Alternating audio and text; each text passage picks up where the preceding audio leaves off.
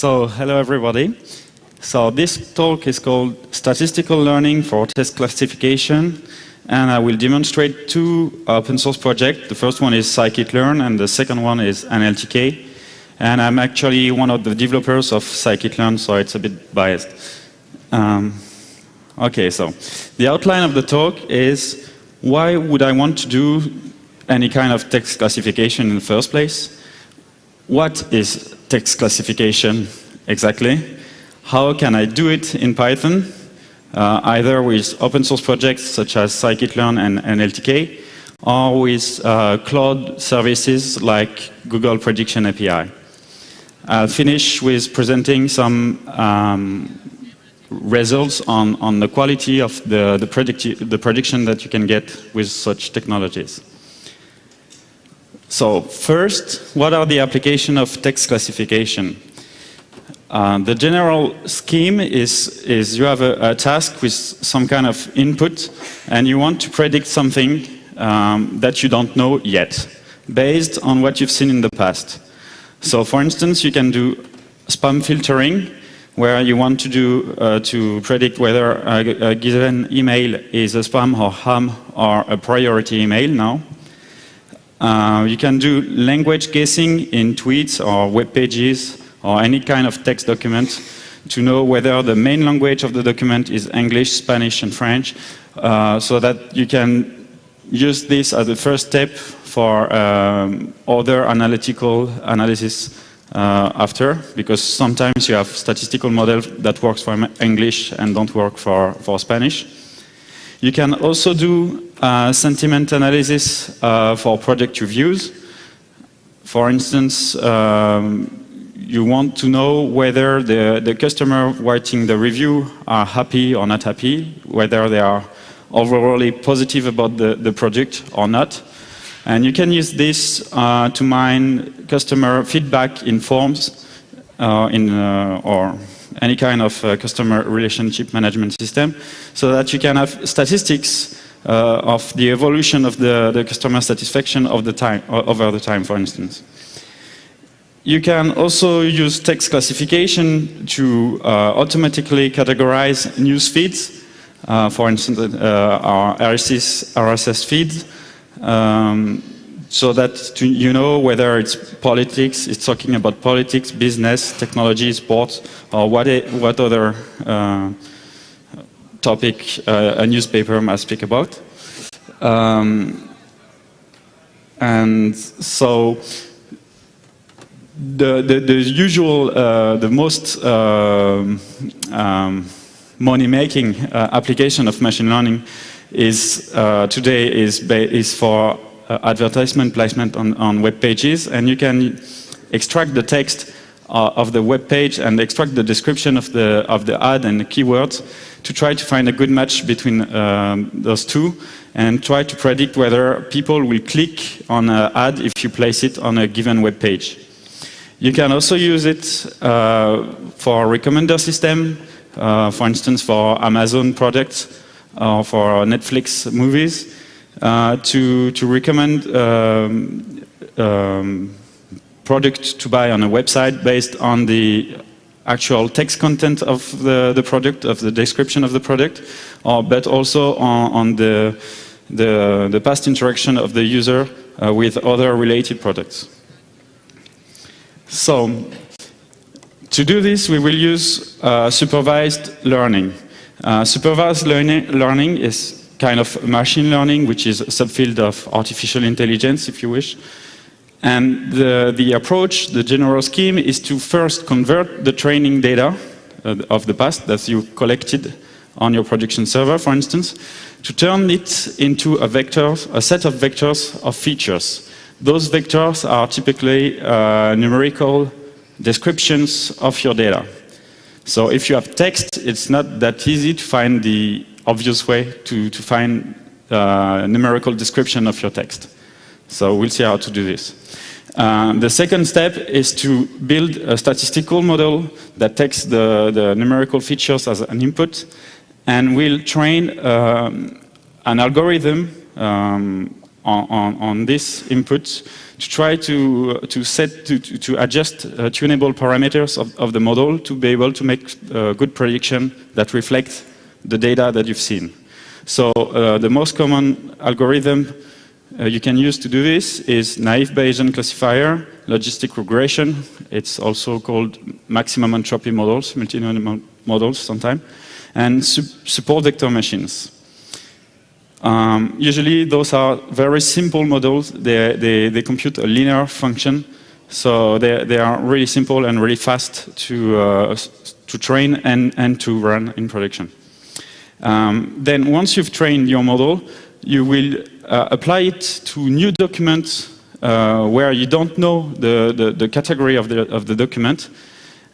So you will first extract the features the same way you did as on the training set, and then apply the model itself to make the prediction and guess the most likely outcome out of this. So here's a summary. So here you have a collection of training documents. They could be text, but you could also apply this kind of analysis to other resources such as images, sounds, or whatever. And then you need labels. Usually you have to manually annotate those documents to train the model first. So out of the raw content, you need to extract the feature vectors, the numerical attributes. And then you feed the machine learning algorithm with both the extracted features and the labels to be able to train a predictive model that you can serialize. For instance, if it's a Python program, you can use Pickle and then put it on your production server to make new prediction on new data. So on the production server, you have the new text. You don't have labels in this case. You extract the features using the them method as you did in the first place on the training set.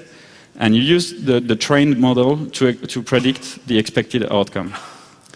So how to extract those features for text documents? The most intuitive way to do this is to just call split on your text and to extract the words, assuming that your language uses a white space to separate different words. So for instance, the quick brown fox jumps over the lazy dog. The sentence has been split into words. Then you can count each occurrence of each word in that sentence and store it into a sparse vector that you can use, that you can represent with a Python dictionary, for instance. So here we say this dictionary stores as keys the feature names and as values just a Boolean. And in this case, we just store true Boolean because false Boolean are useless. You don't want to store all the possible words of English for nothing. So this is the most simple way to represent, but it's problematic because on documents with various sizes, it's better to compute the frequencies, the relative frequencies of a given word inside a document. So you can divide the number of counts by the total number of words in a document to get the frequencies. And there is another way to weight those features, which is even better, which is called term frequency, inverse document frequency, that will downscale the words that are not very informative, such as this one. So this is the mathematical definition of term frequency, inverse document frequency. All you need to know is that the words that are very non-informative, such as the in English, that occurs in every single document, you can just downscale them because they are not important to predict whatever you want to predict on your document. They are not discriminative features. So instead of using just words, it's even better if you extract bigrams of words. For instance, so a bigram of word is a sequence of two words that occur in the original document. So instead of just splitting, you split and then you concatenate the sequence of two words. So for instance, New York, those two words individually, they are not very meaningful, but together they have a completely different meaning. So it's very important to extract big grams, and you can even try to extract n grams with an arbitrary n, but that increases the number of features. So if, for instance, very bad is interesting as a feature, and not good is even more interesting because the meaning is completely changed by the fact that there is not before good, if you're trying to do sentiment analysis, for instance. You can also try to extract n grams of characters instead of words. That might be useful if you want to try to guess the language of the document and not the topic of the document. Because, for instance, if you have ed and a white space, it means that a word is finishing with ed, which is very frequent in English, but not so frequent in other languages. So use n grams of chars might be useful when you are trying to extract language-related features and not just topics or meanings. So you can combine those big grams and n grams extractions with the three previous representation we've seen, the binary occurrences, the frequencies, or the TF-IDF. Instead of computing the TF-IDF of a word, you compute it for a big gram. So, how to implement this in the real life? I will first talk about scikit-learn. Scikit-learn is a machine learning project. It's open source. It's based on the NumPy, SciPy Galaxy, so it's using Cython and C++ wrapper for efficiency. There are many state-of-the-art implementation for various machine learning algorithms, not just for text classification, but for any kind of other analytical, statistical modeling you might want to do. It's very active at the moment. There is a new release every 3 months on average, and the last release there was 17 new actual working contributors on this release. So it's very gaining steam right now. So to use scikit-learn, you can do some common data cleanup on your input first. So usually you convert to lowercase and you get rid of the accents for various languages because people don't always put the accents. And then you can extract the tokens. So either you use a simple regular expression like this one, or you can use advanced class such as the one available in NLTK. They are called tokenizer and stemmers. So to do feature extraction in scikit-learn, there are a couple of utility classes that do exactly that. So the first one is the word n-gram analyzer that takes text as input. So for instance, this is a Unicode sentence in French that says "J'ai mangé du kangourou ce midi, c'était pas très bon." There are accents here, so you might want to get rid of them. And so the word n-gram analyzer will both do the preprocessing and will do the lowercase conversion and will get rid of the punctuation and will compute the big grams all at once. You can also use this guy, the character n-gram analyzer, that does exactly the same, but instead of tokenizing on words, it does the character n-grams for language guessing, for instance. So then you can use another class from scikit-learn, which is called the vectorizer, that takes an analyzer as an input, as a parameter, and you give a list of documents of Unicode strings, for instance, and you call the fit transform method. It will compute a vocabulary of the features available in the document, and will compute a mapping from these features to integers identifiers, and then will output a sparse SciPy matrix that represents the weights of the document using TF-IDF by default. So this is very NumPy, SciPy centric, and that makes it easy to use low-level machine learning libraries afterwards. So for instance, here we have a linear SVC, which is a support vector machine. You can fit it on the features and on the expected label to tune the parameters of the model. Once this is done, you can pickle the resulting model CLF here, and copy it into another copy on another server by depickling it. And then you can use the prediction function method on it to predict the expected labels. So it's very easy. It's just like 10 lines and that's it. So how does it fit in the general scheme of supervised learning? You have the vectorizer that does the fit transform here. You train the classifier here.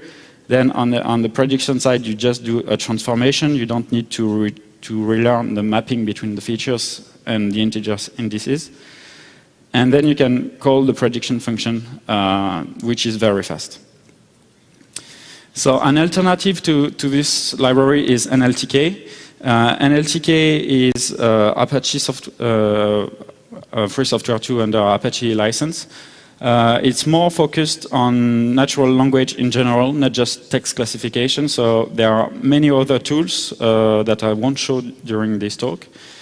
It has also a GUI to download training sets to evaluate your model, to train and to experiment with various tasks.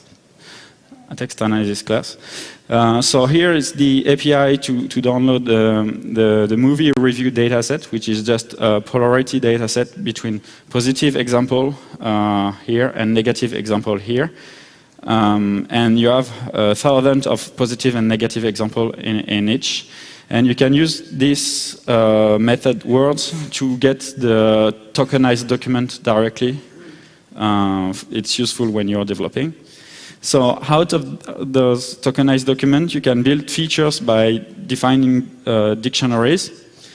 So this is a binary occurrence feature. You can build much more advanced features, such as the bigrams. And it's also doing filtering of the bigrams using a statistical test to only keep the collocations, which are the most interesting bigrams out of all the bigrams available in your document. So this is quite powerful. It might be very interesting. I won't go into detail. Then once you have your features, you will be able to train a machine learning model. This model is, by default, you can use the Naïve-based classifier. It doesn't have any dependency. You just give it the negative and positive examples, and you train the model, and you get a classifier, which is a bit similar to scikit-learn. Then once it's trained, you can introspect what it has learned. And for instance, here you have the name of the features that are the most important. So for instance, the word magnificent is very biased toward positive documents instead of negative by this ratio. Outstanding is very positive, insulting is very negative, and so on. So that's a good way to debug whether your statistical model learned something useful. By default, the NLTK library is not very user-friendly for programmers that want to implement their own classifier or to really train them. So there is a sister project that is available on GitHub, which is called NLTK Trainer, that features a command line utility and other Python classes to make that really easy. So, for instance, this is the way to train a Naïve Bayesian classifier using bigrams filtering on movie reviews by splitting each document on paragraphs and treating the paragraphs independently. So if you don't want to run your own machine learning algorithm on your servers, you can use external servers. NLTK is available as a web service hosted by the developer of NLTK Trainer. So you can try to experiment with this to know whether or not it's working for your problem before trying to invest more time. So here is a sample REST call using curl and a JSON. You will get back a JSON payload with the probabilities of each outcome. So it's really easy to try and test. But you can also try the Google Prediction API. It's a bit more complicated to set up because you need a Google Storage account, which is a bit like F3, where you upload your training data set. And once you have this, you will be able to tell the Google Prediction API to use this data to try to learn a new model out of it, and then you have a REST API to exploit to do the prediction once it's been fitted.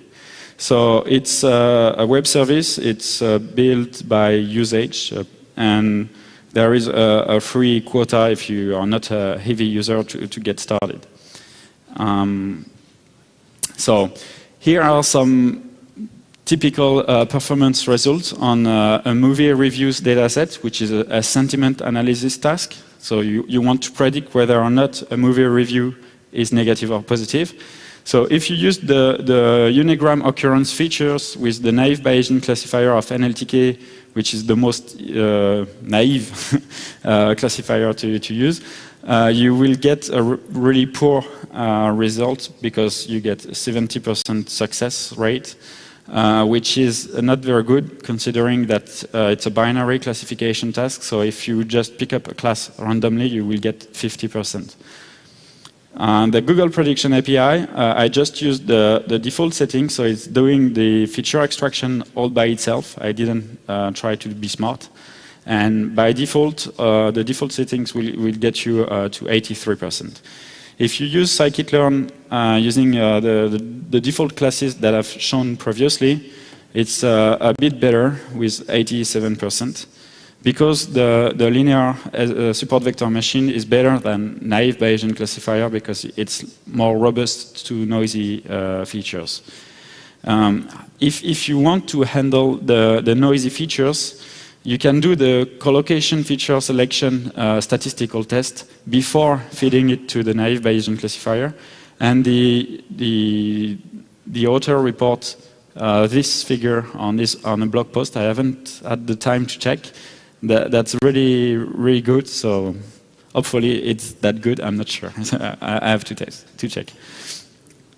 You can also try it on more complicated tasks where you have not a binary classification task, but you want to classify whether a document belongs to a given topic. So for instance, this data set is 20 user groups dump. You have 20 categories, 20 different user groups, and for each category you have around 1,000 of posts belonging to this group, and the goal is to try to predict from which news groups the document comes from. And you have a date train test set split, which means that you train on a subset of the training set of the data set before a given date, and you try to test the prediction on the future relative to the date. So it's more like a real life setting. If you use the big RAM TF-IDF and the linear SVC of scikit-learn on this, you get 88% success rate, which is quite good. It makes it useful in practice. So here is a way to analyze the results. You can use the confusion matrix. So for each newsgroup names, here you have atheism, computer graphics, MS Windows, IBM PC hardware, Mac, and so on. And you have religion, Middle East, guns, society stuff here. You can see that this matrix shows whether for a given expected category what the algorithm has predicted in the columns. So most of the time it's doing the right thing and it's predicting all the right outcomes. But sometimes you can hear that it's a light blue here.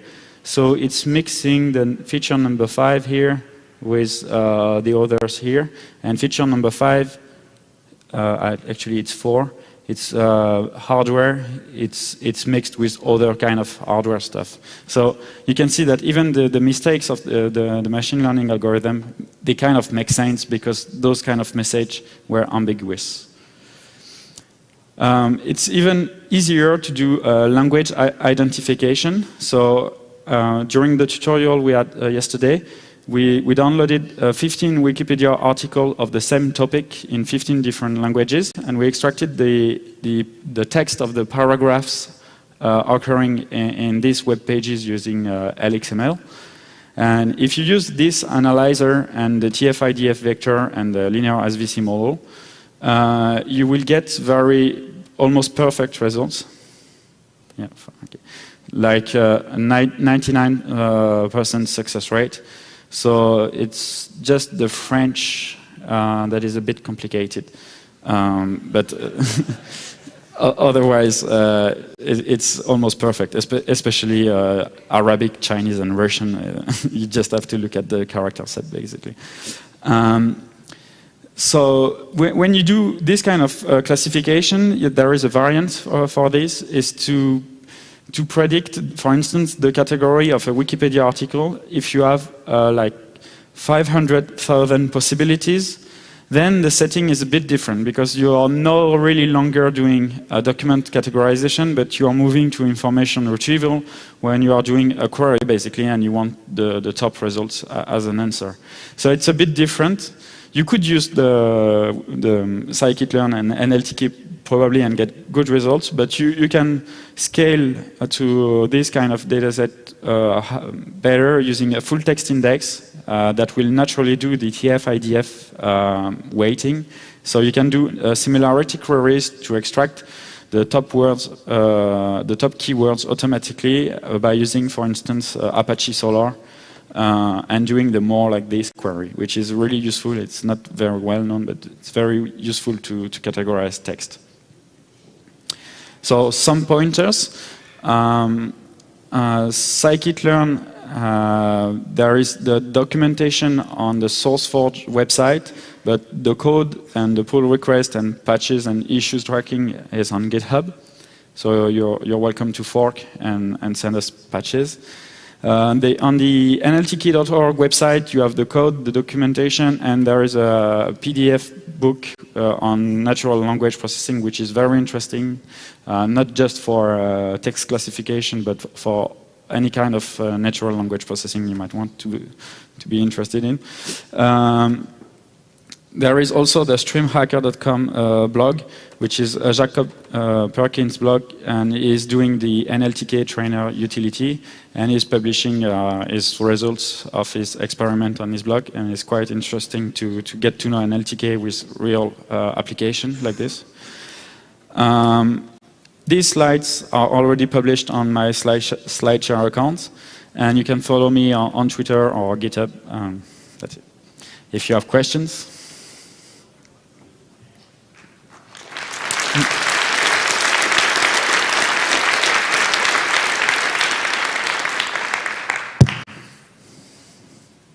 No questions.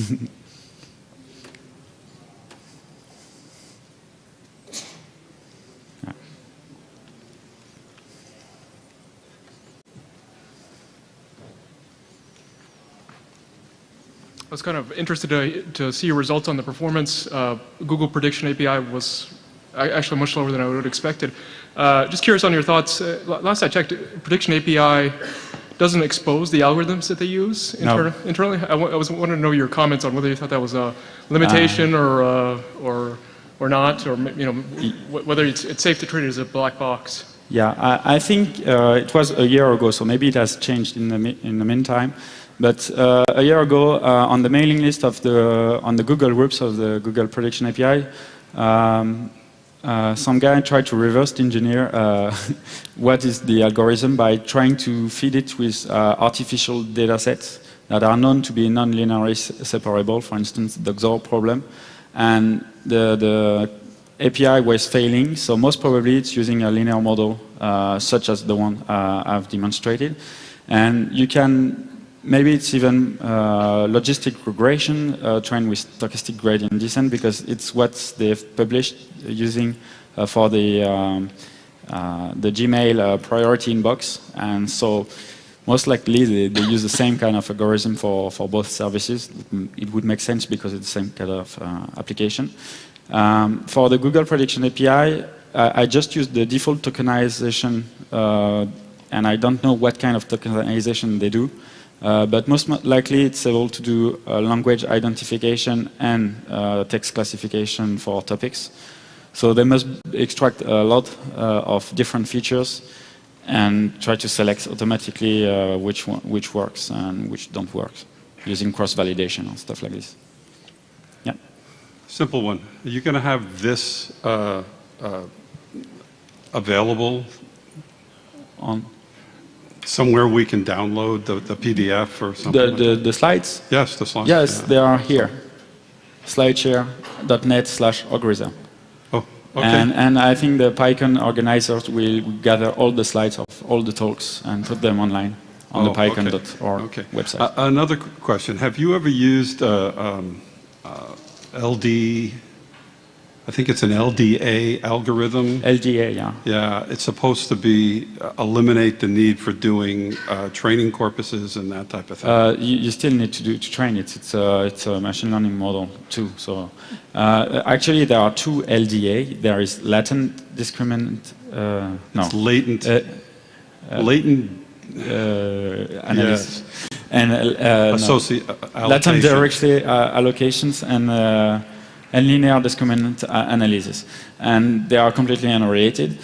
But one of them is implemented in scikit-learn, the linear discriminant analysis, and the latent directly allocation models. We don't have them yet in scikit-learn, but there are many implementations available in Python. Some are not that efficient, but you might find one good. Yeah, actually, I found one in C. I've been thinking about writing a wraparound. All right. Okay. Hi. I know there's a lot of interest in doing sentiment analysis on Twitter, which is hard because the language is so weird and the text is so short. I was wondering if you had experience using scikit-learn on that or any recommendations? No, I haven't really tried to do this. Just for small text, the language identification can work really well because it works with just a couple of words. But for sentiment analysis, I guess if you have really a lot of data, you can have interesting stuff, but you really need to have a lot of data because there is a lot of variation and you need to know all the specificities and the different formulation from the same kind of idea. So it's very not normalized. Thanks. Olivier, thank you very much. Thank you.